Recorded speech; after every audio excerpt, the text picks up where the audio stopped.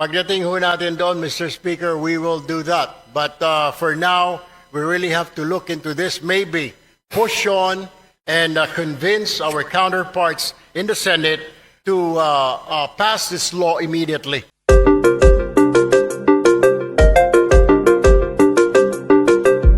Confidential funds. Ang presyo ng bigas ng 20 piso. He's really a weak leader.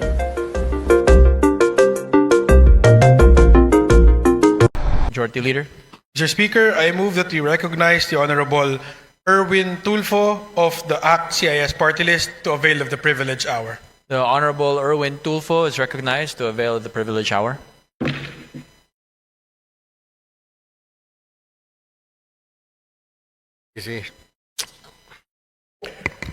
Mr. Speaker, members of the esteemed chamber,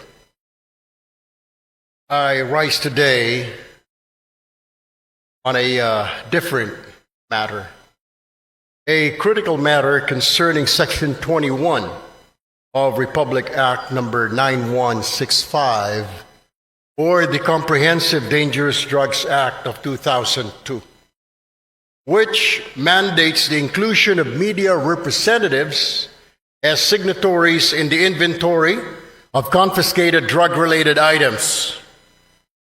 While this provision was crafted to enhance transparency in anti-drug operations, I submit that it is time for us to revisit and devolve this responsibility to better suited entities, Mr. Speaker. The inclusion of media representatives represents or presents significant challenges and risks. Media practitioners who are civilians are placed in potentially life-threatening situations when required to participate in such operations. Exposing them to these risks compromises not only their safety, but also that of their families, Mr. Speaker. Moreover, involving media representatives in law enforcement task raises concerns about their independence and neutrality. Journalists are meant to act as impartial watchdogs of government actions, holding public officials accountable from an objective stance. Requiring their direct participation, Mr. Speaker, in these operations undermines their role and may cast doubt on their credibility and impartiality. It is imperative that we devolve this responsibility to more appropriate witnesses who are already empowered under the law. Section 21 of RA 9165 already mandates the presence of Department of Justice representatives and barangay officials as witnesses in this process, Mr. Speaker. These individuals are better suited to fulfill the role of ensuring transparency and accountability in documentation of confiscated drug-related items. Additionally, we can enhance existing safeguards to further promote transparency without involving media personnel. Like comprehensive video documentation can serve as a reliable and tamper-proof record of the inventory process, ensuring accountability without requiring physical witness to be present in dangerous environments. Increased training and oversight for DOJ and barangay representatives can strengthen their ability to act as effective witnesses. By devolving, Mr. Speaker, this responsibility to individuals already mandated and equipped for this role, we can preserve the safety of our media professionals, uphold journalistic independence, and maintain the integrity of anti-drug operations. Mr. Speaker, I urge this esteemed chamber to consider an amendment to Section 21 of Republic Act 9165, replacing media representatives with more suitable alternatives while reinforcing mechanisms for accountability and transparency. Let us act decisively to modernize this law and ensure its implementation aligns with our commitment to safety, justice, and good governance. Thank you, Mr. Speaker and my colleagues, and I look forward to our deliberations on this matter soon. Maraming salamat po, magandang hapon sa ating lahat. Thank you very much. Daghang salamat. Majority Leader. Mr. Speaker, I move that we recognize the Honorable Richard Gomez of the 4th District of Leyte for his interpellation. The Honorable Richard Gomez is recognized. Thank you, Mr. Speaker. Magandang hapon po sa inyo lahat. I'd like to find out if the good congressman from ACT Party List would like to answer some of my questions regarding his privileged speech.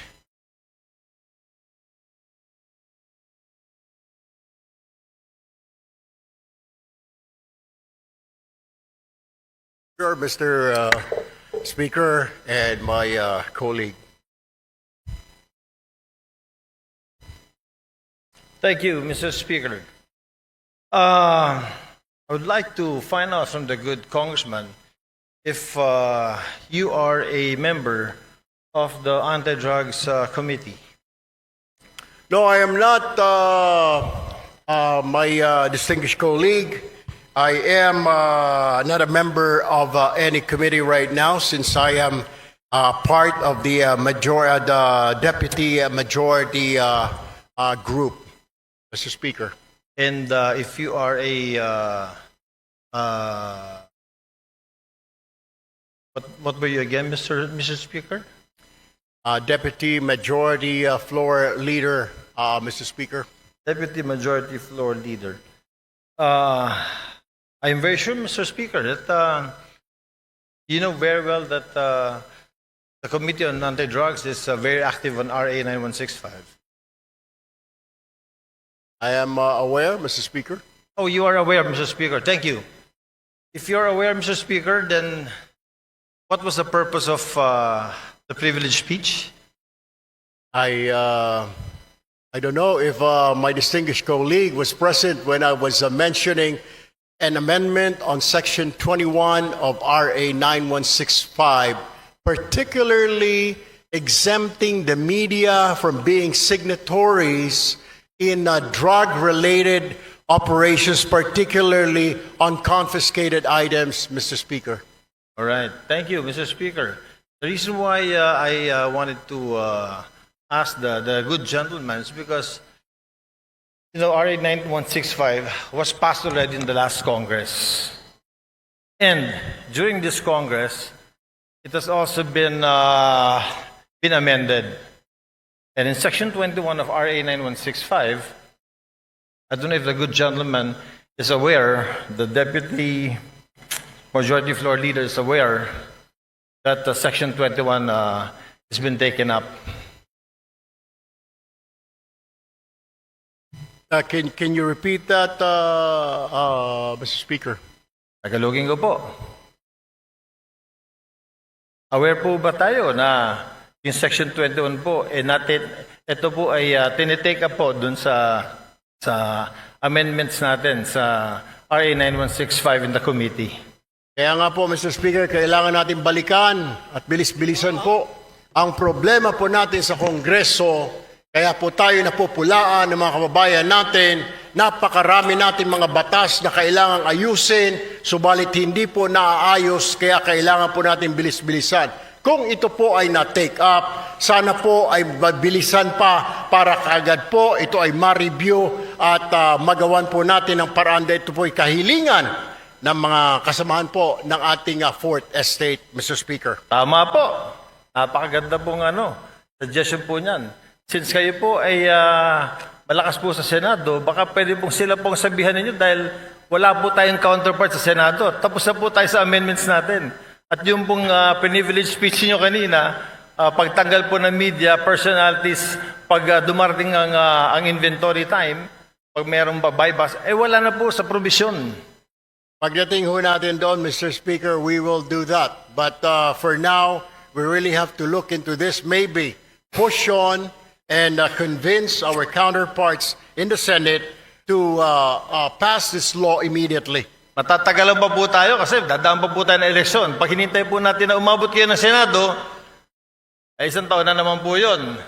Congratulations po at inamin nyo na talagang panalo na kayo sa Senado. I'm very happy that a colleague of ours will be in the Senate soon.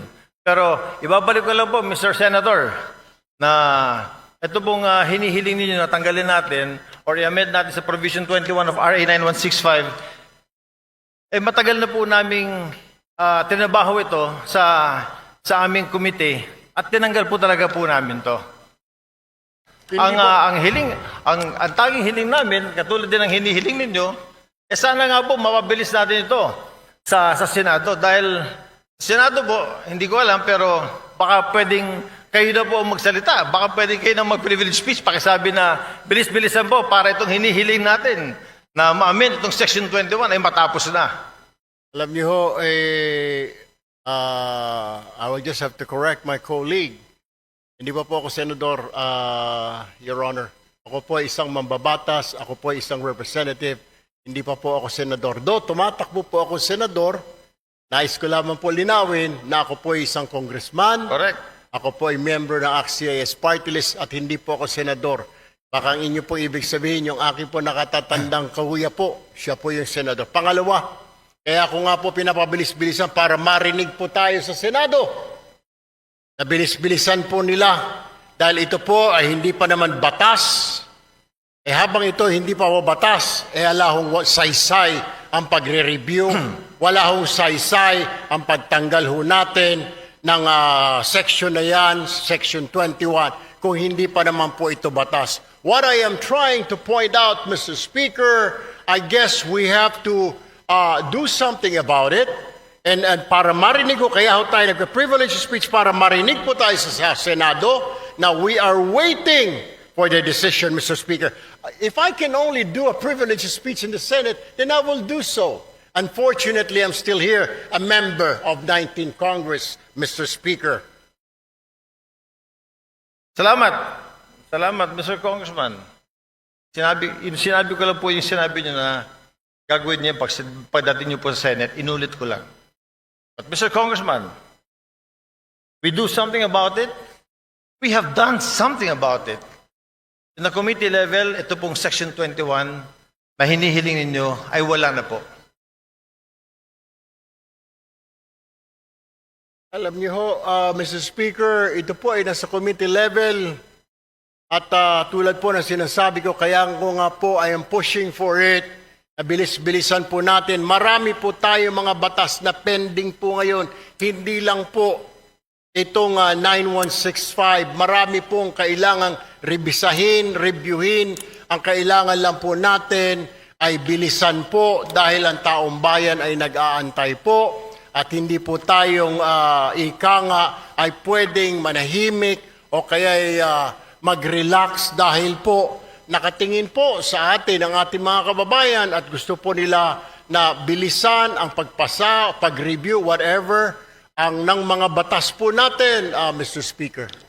Therefore, Mr. Speaker, I think the correct manifestation should be, since the requested section is to be amended, and it has been replaced already, Mr. Speaker, is that the correct manifestation should be, we request that the Senate should fast-track this House version of RA 9165. That, I think, is the correct manifestation, Mr. Chair. I will take that, Mr. Speaker, but what I am saying is that the reason why I stood up today to remind not only our members here, but also our counterpart in the Senate, because I am sure they're also reviewing what we're doing here and watching us, to fast track. Kung meron man, kung nandyan na po sa kanilang mga kamay, na bilisan because we cannot dictate them. We can only suggest, Mr. Speaker. We can only tell them and inform the public that we already did this. Tama po ang ating kasamahan na sinasabi niya pong ni-review na po yan, inalis na po yan, para malaman po ng taong bayan na wala na po yan, wala na sa kamay natin, yan po ay nasa kamay na ng Senado para bilis-bilisan po nila. And that is the purpose of my privileged speech this afternoon, Mr. Speaker, my dear colleague. Sir. Thank you, Mr. Speaker.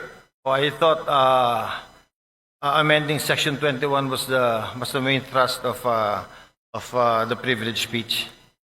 I didn't know it was to fast track the House version of 9165. But nevertheless, Mr. Chair, yun na rin po ang hinihiling natin.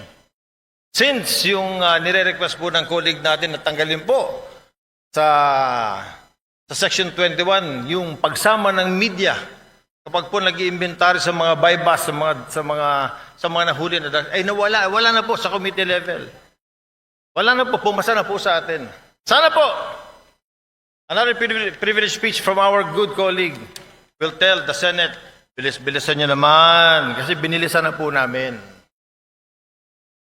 I wish I can, we will do that, Mr. Speaker, para makarating po itong ating mensahe sa kanila. Hindi naman natin pwede sila pong utusan, Mr. Speaker, kundi tayo lamang po ay pwede nating sabihin na nag-aantay po tayo. Kung naipasa na po natin dito sa Kongreso, then ang problema po ay nandoon. I guess we'll have to do or I have to make another privileged speech, Mr. Speaker. We shall await the next privilege speech. Thank you, Mr. Speaker. Thank you, Mr. Congressman. Maraming salamat po. Magandang hapon. Thank you very much. Majority Leader. Mr. Speaker, I move that we refer the speech of the Honorable Erwin Tulfo together with its interpellation to the Committee on Rules for its appropriate action. Is there any objection? The chair hears none. The privileged speech, together with the interpellation of Honorable Gomez, is hereby referred to the Committee on Rules.